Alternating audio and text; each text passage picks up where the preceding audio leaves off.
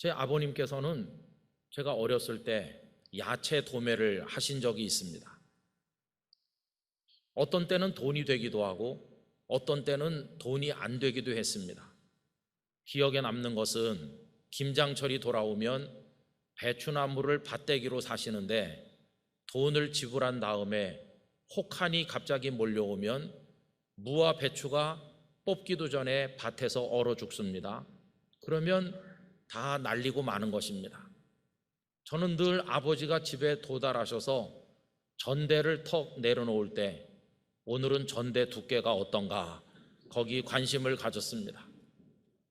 전대가 두둑해서 아버지께서 계산을 끝내고 어머니에게 생활비를 두둑하게 드리고 저한테도 사탕값을 주시는 날이 있었는가 하면 어떤 때는 전대가 텅 비어서 아무것도 없는 날도 있었습니다.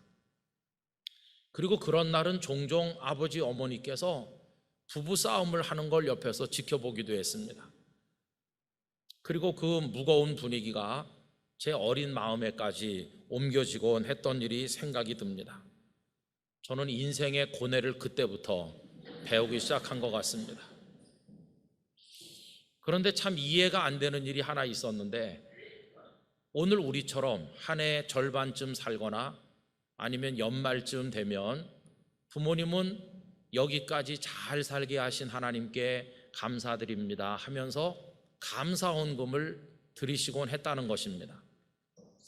그래서 제 마음에 이해가 안 됐습니다. 뭘 잘 살았나?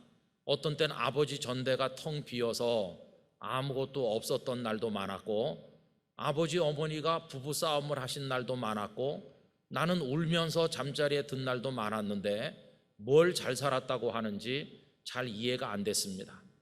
제 어린 생각에는 가끔은 잘 살게 해주셨지만 가끔은 힘들게 살게 하신 하나님 이렇게 말해야 맞는 것 같은데 왜 우리 부모님은 잘 살게 하셨다고 하는지 그때는 잘 알지 못했습니다.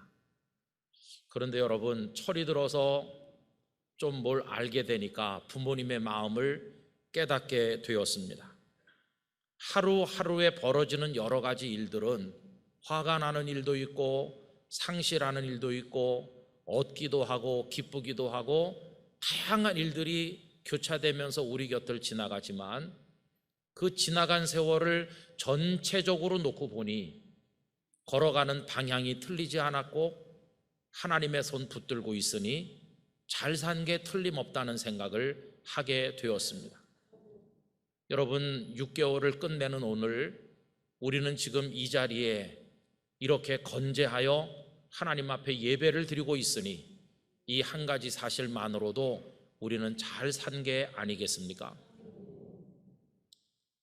지리산에 가보신 분들이 많겠지만 동쪽에서 서쪽으로 가는 방향은 그 천왕봉 정상에 올랐다가 세석을 거쳐서 그리고는 형제봉을 넘어서 성삼재 방향으로 나갑니다. 한 연하천쯤 지나가는 사람이 지금까지 넘어지기도 했고 무릎이 까지기도 했고 너무 숨이 차서 헐떡거리기도 했고 후회가 된 적도 많이 있지만 그래도 방향을 지금 바르게 붙들고 있고 그래서 샛길로 빠지지 않고 올바른 길을 걸어가고 있는 중이라면 거기까지 오는 동안에 어떤 일이 있었든지 간 지금 잘 가고 있는 게 아니겠습니까? 여러분 우리가 많은 사연이 있었음에도 불구하고 오늘 2부 예배 이 시간에 와서 하나님을 경배하고 있는 이 자체가 우리들은 잘 가고 있는 중이라고 믿습니다. 그래서 우리는 6달 동안 잘 사는 것입니다. 물론 우리 성도님들이 지나간 6달 동안 잃어버린 것들도 많으시겠죠. 잃어버리면 별게 아닌 것도 섭섭함을 느낍니다. 저는 언제부터인지 모르지만 이 성경책 사이에 한지로 만든 책꽂이가 하나 꽂혀 있었습니다. 어디서 난 것인지 기억도 없지만 하여튼 오래전부터 있었습니다. 손때도 많이 묻은 겁니다. 그러나 그것이 정이 들었고 그 밑에 나뭇잎이 하나 있고 그것이 한지를 통해서 은은하게 비춰오는 게 좋아서 늘 가지고 다녔었는데 얼마 전에 온데간데 없이 사라졌습니다.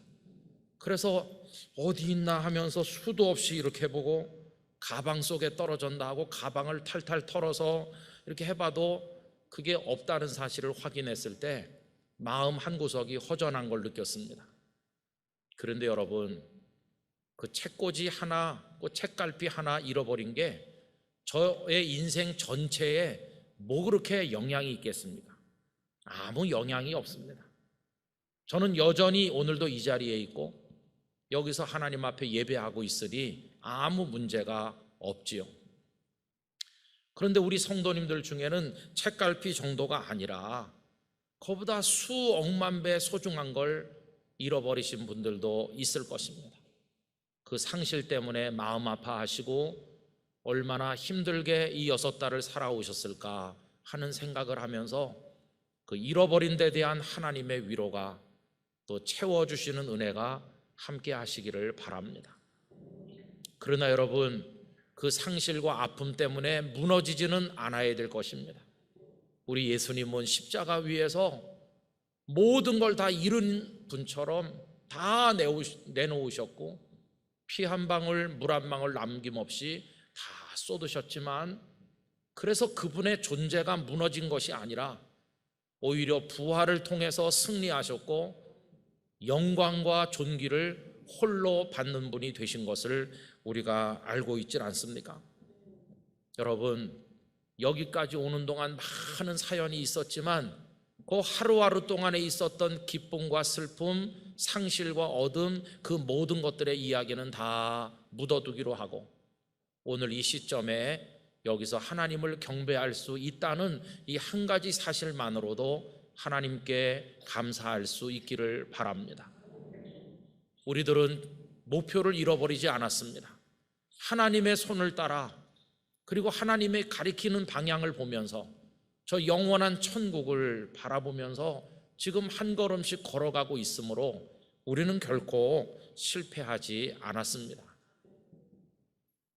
6월 마지막 날, 내일은 7월 첫날 이 지점에 선 것은 산으로 말하면 오르막을 다 올라 정상에 선 것과 흡사하다고 생각이 듭니다. 이제 내려가는 것처럼 6달을 살아야 되겠는데 하산은 올라갈 때보다 훨씬 위험하다는 것을 아실 것입니다. 그래서 내려갈 때 더욱더 조심해야 되는 것처럼 우리 영락교회 성도들께서 남은 6달을 더 영적으로 깨어서 조심하는 마음으로 하나님의 손을 굳게 붙들고 우리의 목적지까지 내려갈 수 있기를 간절히 바랍니다. 여러분의 발걸음 하나하나 내어 디딜 때마다 주님께서 붙들어 주시기를 간절히 축원드립니다. 오늘 절반을 살고 새로운 절반에 발을 들여놓으려고 하는 이 시점에 저는 한 가지만 결심을 나누었으면 합니다.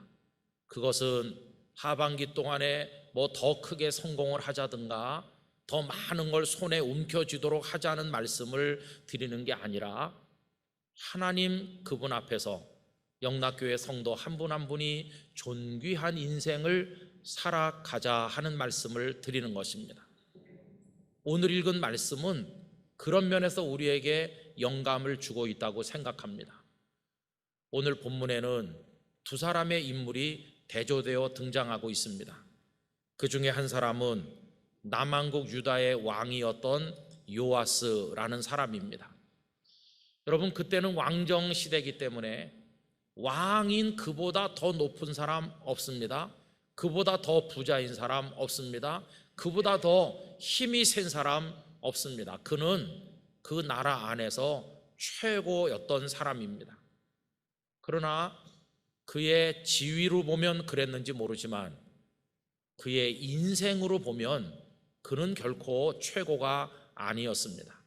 그걸 보여주는 말씀이 오늘 본문 25절이라고 생각을 합니다.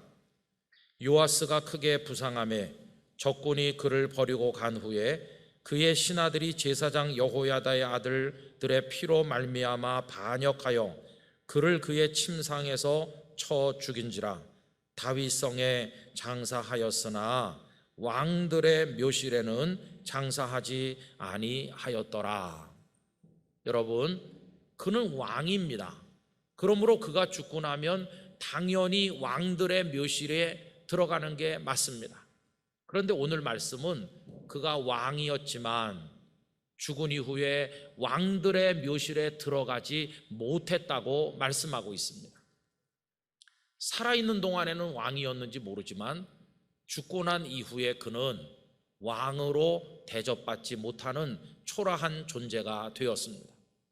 적군에게 부상을 당해 돌아와 신하들에게 살해당하고 왕들의 묘실에도 들어가지 못한 그의 결말이 너무나도 참혹하지 않습니까?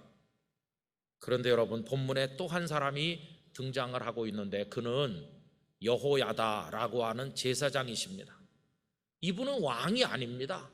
그분은 최고의 지위에 있지 않았습니다.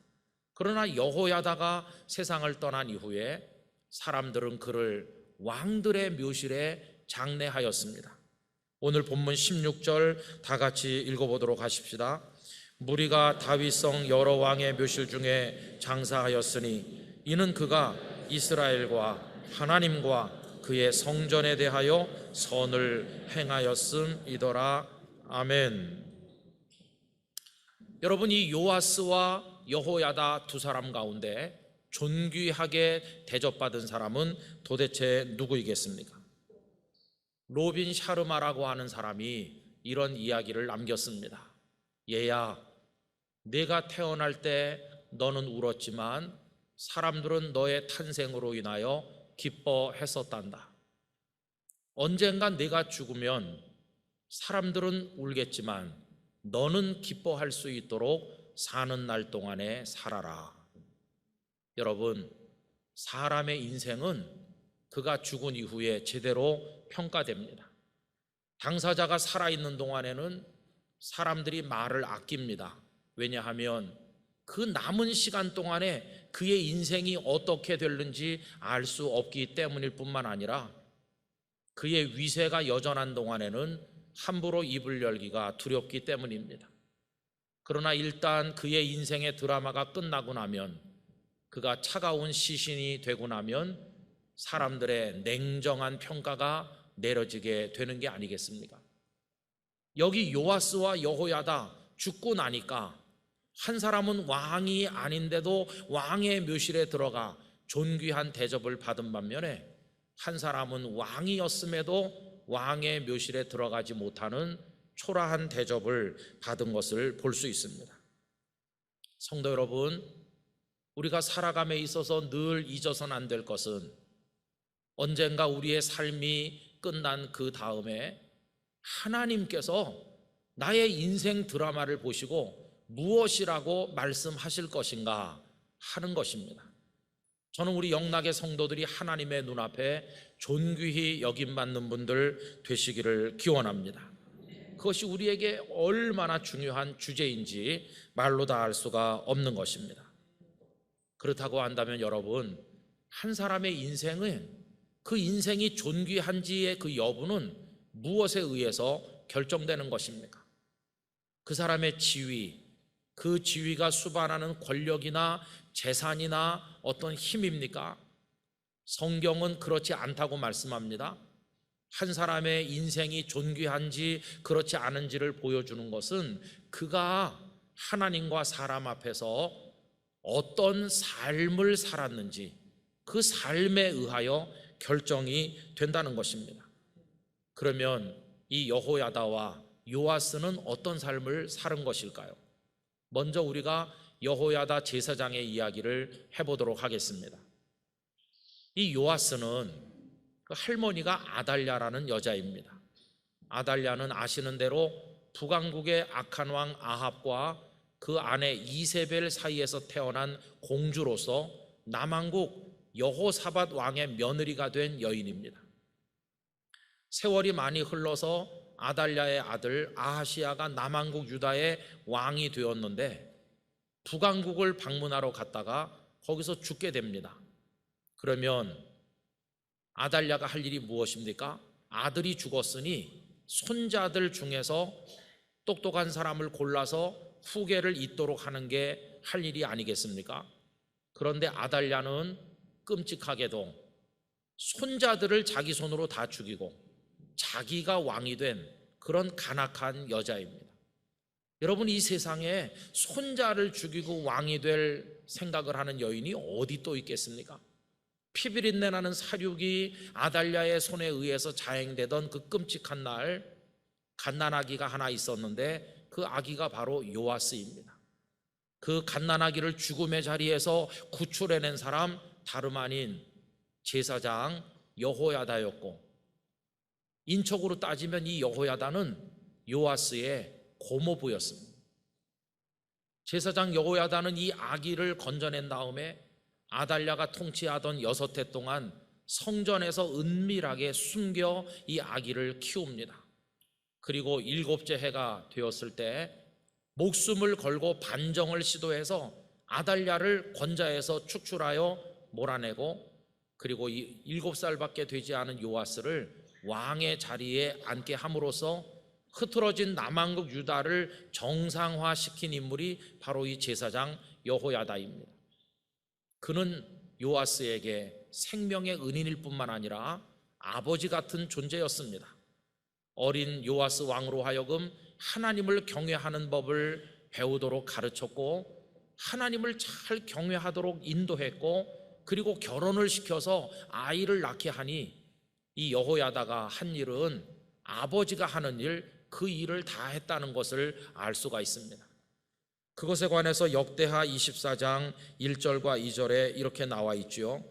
요아스가 왕위에 오를 때의 나이가 7세라 예루살렘에서 40년 동안 다스리니라. 그의 어머니의 이름은 시비아요 브엘세바 사람이더라. 제사장 여호야다가 세상에 사는 모든 날에 요아스가 여호와 보시기에 정직하게 행하였으며, 여호야다는 일개 제사장에 불과했지만 나라를 사랑했고 권력을 바로잡으려고 노력했고 하나님의 뜻을 펼치려고 애를 썼고, 그 자신이 하나님의 뜻대로 살 뿐만 아니라 왕으로 하여금 하나님을 경외하도록 선하게 인도했던 인물, 그가 바로 여호야다입니다.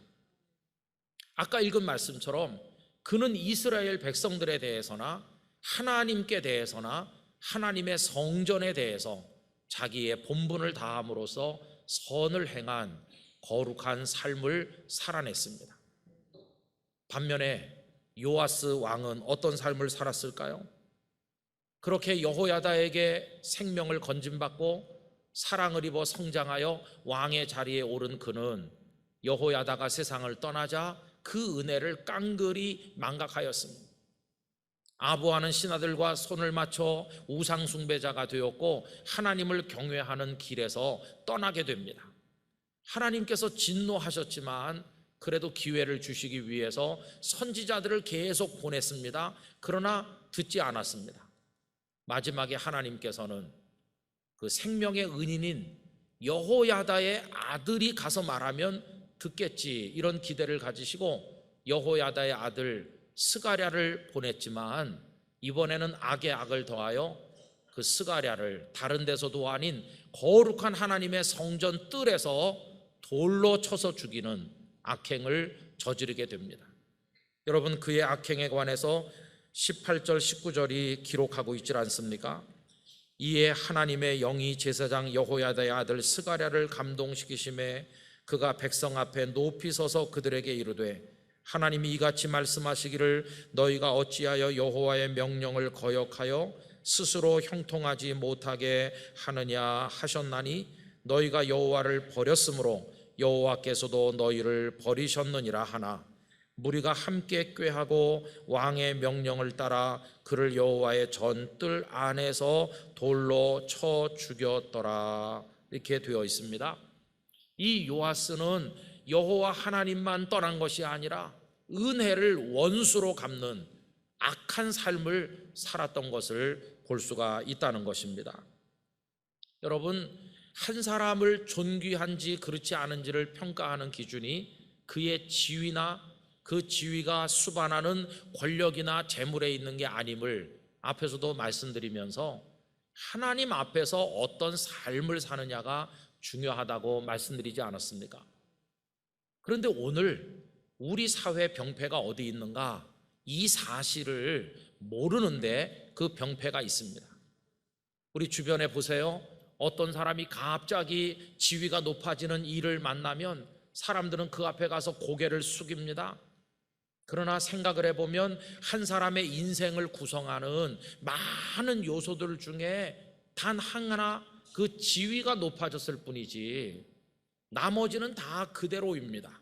그의 인생관, 그의 어떤 가치관, 다른 사람을 대하는 태도, 그리고 그가 살아가는 방식, 그게 다 그대로인데 사람들은 착각하기를 지위가 높아졌으니 인생관, 가치관, 남을 대하는 태도, 삶을 살아가는 방식이 다 같이 향상됐을 것으로 착각을 합니다. 그리고 거기 가서 아부합니다. 그런데 여러분 보세요. 지위가 높고 지도자를 자처하는 많은 사람들의 막말과 그들의 욕망의 삶과 백성들을 당혹하게 만드는 그런 언행들을 우리 주변에서 그동안 얼마나 많이 보아오고 있습니까?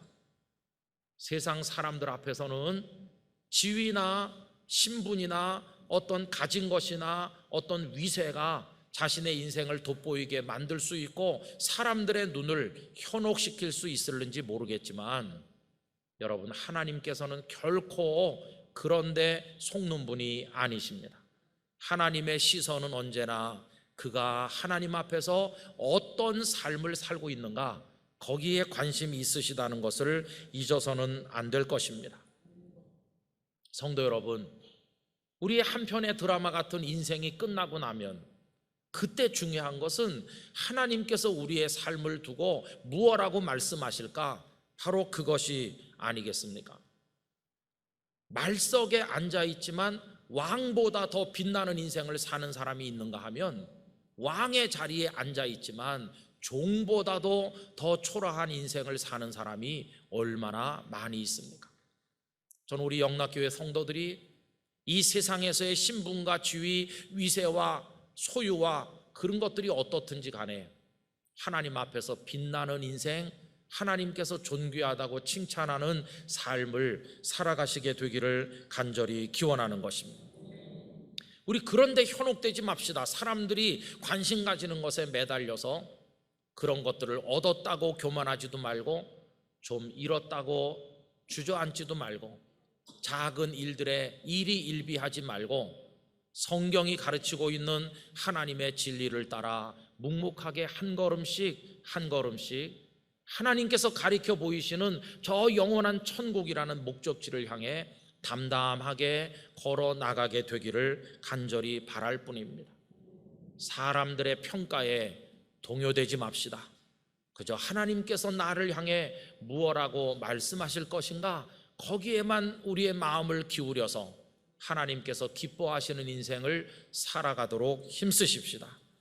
여러분, 그렇게 6달을 살고, 아니 그렇게 우리의 인생을 다 살고 난 다음에 우리의 삶을 되돌아보았을 때 비록 사람들의 시선을 끌어당길 만큼 화사하지는 못했다고 할지라도 생명을 가진 향기를 풍기는 꽃처럼 살았다면, 비록 유명하지는 않았지만 이름조차 없지만 생명을 운반하여 그 속에 물고기들이 뛰는 숲속의 실개천처럼 산 것이라면, 그리고 뭐 크지는 못하고 아예 너무 작아 보잘것없어도 그것이 값진 보석이요 우리 삶이 그와 같다면, 그리고 높기는커녕 아주 낮아서 사람들의 눈에 보이지도 않는 저 지하에 들어가 있다 할지라도 그 위 수십 층의 건물을 떠받치는 저 아래속에 있는 큰 기둥처럼 우리가 산 것이라면 우리의 인생은 결코 후회가 없을 것입니다. 하나님께서 잘 살았다고 말씀하실 것이요, 세상에서는 왕처럼 살지 못했는지 몰라도 하나님 앞에서는 면류관을 쓰는 존귀한 사람 될 줄로 믿습니다. 그래서 이 하반기를 출발하는 여러분들에게 드리고 싶은 말씀은 그런 존귀한 사람이 되기 위하여, 참된 그리스도인 신자가 되기 위하여 우리 하나님만 바라보고 나가자고 말씀을 드리는 것입니다. 하반기를 사는 동안에도 여러분들이 뭔가를 얻기도 할 것입니다. 성취도 할 것입니다. 그러나 그것 때문에 하나님을 멀리하시지 않기를 바랍니다. 혹은 상실의 아픔을 느끼게 되실지도 모르지만 그것 때문에 결코 포기도 하지 마시기를 바라는 것입니다. 그저 하나님을 의지하여 우리의 생의 마지막 순간까지 걸어가기를 바라고, 여러분들이 내어 디디는 발걸음에 주님이 힘주시고 여러분의 손을 꼭 붙들어 주시고 영원한 목적지에 도달하는 그날까지 주께서 동행해 주시기를 간절히 기원합니다. 하반기에 하나님의 평강이 여러분들의 심령과 가정과 영락교회, 혼란스러운 대한민국 사회와 우리 한국 교회 위에 가득하기를 간절히 기원합니다.